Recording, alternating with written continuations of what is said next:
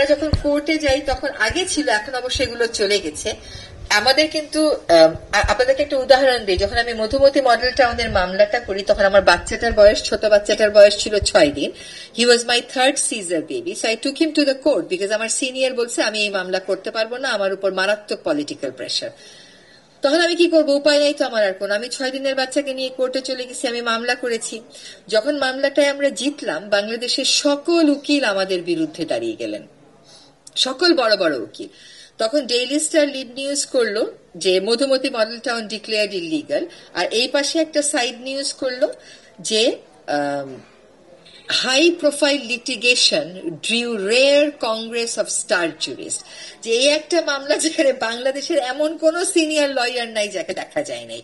কিন্তু আমি কেন জিতেছিলাম জানেন? কারণ আমাকে তৎকালীন অ্যাটর্নি জেনারেল অফিস সাপোর্ট দিয়েছিল, তাদেরকে আমি বুঝাতে সক্ষম হয়েছিলাম। কিন্তু যত আপনার বড় বড় লয়ার সব মধুমতি হায়ার করে ফেলতে পেরেছে, আমি তো হায়ার করতে পারি নাই। তো একটা হচ্ছে যে আমি যদি নিরাপদ বাতাস, নিরাপদ পানি আর নিরাপদ খাদ্যের গুরুত্বটা বুঝি, তাহলে আমরা ফিটনেসবিহীন গাড়ির বিরুদ্ধে অভিযানে বিবেকে বাঁধবে না। তাহলে আমাদের পরিবেশগত ছাড়পত্র, ডিসির লাইসেন্স ছাড়া ইটভাটার বিরুদ্ধে অভিযানে কোনো বিবেকে বাঁধবে না। রংপুরে কয়দিন আগে ডিসি মহোদয় হয়তো আছেন, তাকে বলে আমি বাজারের মধ্যে একটা তামাক ক্রাশিং ইউনিট খুলে বসেছিল, বহুবার বলার পরে ওইটার বিরুদ্ধে একটা মোটামুটি কার্যকর এবং সফল অভিযান হয়েছে। কিন্তু আমরা কি as administration and judiciary and enforcement agencies reactive হব অলওয়েজ, নাকি আমাদের প্রোঅ্যাক্টিভ হওয়ার সুযোগ আছে? এটা একটা অনুরোধ থাকবে আপনাদের কাছে চিন্তা করে দেখার। কারণ এখন আমি রিঅ্যাক্টিভ হচ্ছি, এখন আমি বুড়িগঙ্গাকে পুনরুদ্ধার করতে চাই, এখন আমার 2000 কোটি টাকা লাগবে। তখনই যদি আমি 500 কোটি টাকা দিয়ে ট্যানারিগুলোকে বর্জ্য ব্যবস্থাপনার সিদ্ধান্ত করে দিতাম, আজকে কিন্তু আমার এই খরচটা হতো না। এই খরচটা কে পে করবে? সরকার ছাপাখানায় টাকা ছাপাবে, নাকি আমি আপনি পে করবো ট্যাক্স দিয়ে? আসলে তো আমি আপনি পে করবো ট্যাক্স দিয়ে। সো আই ক্যান সি যে অ্যাডমিনিস্ট্রেশনের সাথে ক্লোজলি কাজ করলে অনেক কাজ করে ফেলা সম্ভব। আমরা রংপুরের প্রেক্ষিতে বলি যে ওখানে আমরা তিস্তা নদী নিয়ে আজকে থেকেই তো আসলে গণশুনানি শুরু হওয়ার কথা, হয়তো ডেট পিছিয়েছে। সেখানে আমরা বলছি তিস্তা মহাপরিকল্পনা যেটা হবে, চীন একটা পরিকল্পনা আমাকে করে দেবে, কিন্তু আমার দেশের লোকে কি চায় এটা কিন্তু আমাদেরকে জানতে হবে। সেজন্য আমরা 5টা জেলাতেই গণশুনানির কথা ডিসি মহোদয়দেরকে রিকোয়েস্ট করেছি। ডিসি মহোদয়, আপনি অন্যদের সাথে কোঅর্ডিনেট করার কথা ছিল, আমি জানি না আপনি কোঅর্ডিনেট করেছেন কিনা, বাট 5টা জেলাতেই গণশুনানিটা যাতে হয়ে যায় এটা আমাদের করতে হবে। পুলিশকে আমি আলাদা করে দেখি যে আপনারা দয়া করে এনভায়রনমেন্টাল ক্রাইমটাকে সফট ক্রাইম মনে করবেন না। It is actually hard crime, it is hard crime, it is crime against our future generation. So how can it B a soft crime?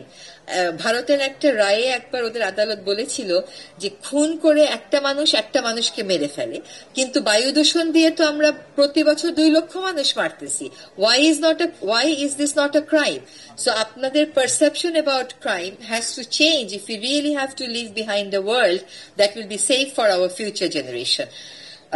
আমরা পরিবেশ সংরক্ষণ আইনের 4 ধারাতে একটু বলি, সেখানে বলা আছে পরিবেশ অধিদপ্তর যদি কোনো সরকারি সংস্থা, তা সেটা পুলিশই হোক, ডিসি হোক, আইন প্রয়োগকারী সংস্থাই হোক, সাহায্য চায়, সে তখন সাহায্য দিতে কিন্তু বাধ্য। আমি খালি শুনি গো স্লো, আমি আর কত স্লো যাব বলেন? আমাকে তো বনভূমি দখল হয়ে যাওয়া বনভূমিকে উদ্ধার করতে হবে, এবং এইটাকে একটা বড় অপরাধ বিবেচনা করে আমাদেরকে সাহায্য করতে হবে। আপনাদের ওখানে পাহাড় নেই তাই পাহাড়ের কথা বললাম না, কিন্তু কৃষি জমি থেকে যেন মাটি কেটে ইটভাটায় দেওয়া না হয়, এটা ডিসি মহোদয় আপনাকে নিশ্চিত করতে হবে। আপনাদের কাছে আমার একটা অনুরোধ একটু থাকবে, রংপুরে খুব সুন্দর সুন্দর নদী আছে, I have visited almost all the rivers in Uttarbanga.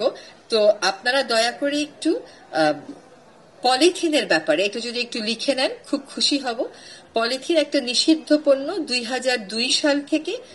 এইটা এমন ভাবে আমরা ব্যবহার করতেছি যেটা আসলে মানুষের ব্রেইনে পর্যন্ত এখন চলে গেছে। উন্নত প্রায় সব বিশ্বই একবার ব্যবহার্য পানির বোতল বাদ দিয়ে দিয়েছে। হ্যাঁ, তো আপনাদের কাছে একটা অনুরোধ থাকবে, পলিথিন শপিং ব্যাগ যেহেতু নিষিদ্ধ পণ্য, আপনারা সকলে একটা ক্র্যাশ প্রোগ্রাম নেন, যে আগামী 3 মাস প্রতি 1 সপ্তাহ একটা ক্র্যাশ প্রোগ্রাম বাজারগুলোতে এবং যেখানে যেখানে পলিথিন শপিং ব্যাগ উৎপাদিত হয় সেখান থেকে আপনারা ওগুলো সিজ করে ফেলবেন, আর উৎপাদনের জায়গাগুলো আপনারা একেবারে বন্ধ করে সিলগালা দিয়ে আসবেন। এটা দেশের আইন, এটা ডিসি হিসাবে আপনার কর্তব্য। এটা পুলিশ হিসাবে আপনার কর্তব্য। এটার বিরুদ্ধে কেউ আদালতে গেলে তার বিরুদ্ধে যে যাবে তার বিরুদ্ধে আইন তুলে ধরে দাঁড়ানো হচ্ছে আপনারা যারা প্রসিকিউটররা আছেন তাদের দায়িত্ব। উত্তরবঙ্গে ইকো ট্যুরিজম বাড়ানোর খুব ভালো প্রসপেক্ট আছে। আর নদীগুলোর অবস্থা কম্পারেটিভলি এখনো দূষণমুক্ত হওয়ার কারণে কিন্তু আপনারা ডিসি সাহেবেরা চিন্তা করে দেখতে পারেন যে পরিবেশকে ঠিক রেখে কেমন করে আমরা ইকো ট্যুরিজম করতে পারি। আরেকটা হচ্ছে আপনারা যদি যার যার জেলায় একটু হর্নের বিরুদ্ধে স্কুলের ছাত্রছাত্রীদেরকে এক করে ওরা রাস্তায় বিভিন্ন সুন্দর ড্রেসি কাপড় চোপড় পরে অ্যাটেনশন ড্র করার জন্য দাঁড়িয়ে থাকে এবং হর্নের বিরুদ্ধে প্ল্যাকার্ডস দেয়, তাহলে প্রথমে আমাদের মানুষের মনস্তত্ত্বে এটা ঢুকাতে হবে যে হর্ন বাজানোটা আসলে আইনত দণ্ডনীয়। এটা সব ডিভিশনে একবার করে হয়ে গেলে তারপরে আমরা আইনের প্রয়োগটা শুরু করব। আপনাদের যদি কোনো সাহায্য লাগে পরিবেশ মন্ত্রণালয়কে জানাবেন। এটা হচ্ছে ঢাকাতে কয়েকটা স্পটে আমরা শুরু করেছি। এক সপ্তাহ যাবৎ বাচ্চারা কেউ ফেরি হয়ে কেউ কাকতারুয়া হয়ে ওই ড্রেস পরে দাঁড়িয়ে দাঁড়িয়ে জনসচেতনতা করছে। এটা একটু দয়া করে করবেন। তো শব্দ দূষণ, পলিথিন দূষণের ব্যাপারে আপনাদের সুনির্দিষ্ট কর্মসূচি দেখতে পেলে আমরা খুশি হব। এটা আপনাদেরকে নিতে হবে, কারণ এই হর্নের আওয়াজ আসলে কোনোভাবেই সহ্য করা যায় না এবং দরকার হলে পরিবহন মালিকদের ডেকেও একটু কথা বলে নেবেন যাতে তারাও এটার পার্ট হয়। এবং তারপরে কিন্তু আমরা একদম মে মাস থেকে ফাইন করা শুরু করব হর্ন বাজানোর বিরুদ্ধে ইনশাআল্লাহ। আমরা হাইওয়ে পুলিশের সাথে কথা বলেছি, নৌ পুলিশের সাথে কথা বলেছি, টুরিস্ট পুলিশের সাথে কথা বলেছি। এবারের ঈদে আমরা লঞ্চগুলোতে যাতে সিঙ্গেল ইউজ প্লাস্টিক না যায় সেই প্রচারাভিযানটা এবং কাজগুলো অন স্পট দাঁড়িয়ে দাঁড়িয়ে শুরু করব। তো আমার পক্ষ থেকে এটাই হচ্ছে বক্তব্য। আমরা যদি পাবলিক প্রসিকিউটর অফিস যেটা আছেন, পুলিশ বাহিনী যেটা আছেন এবং অ্যাডমিনিস্ট্রেশন যেটা আছেন, সরকারের আইন মেনে একসাথে কাজ করি, নদীগুলোকে জলাশয়গুলোকে আমরা দূষণমুক্ত করব। Vision hot and cool AC 4-ওয়ে সলিনয়েড ভালভ টেকনোলজিতে হিটিং ও কুলিং দুই মোডেই কাজ করে সমানভাবে। Vision hot and cool AC.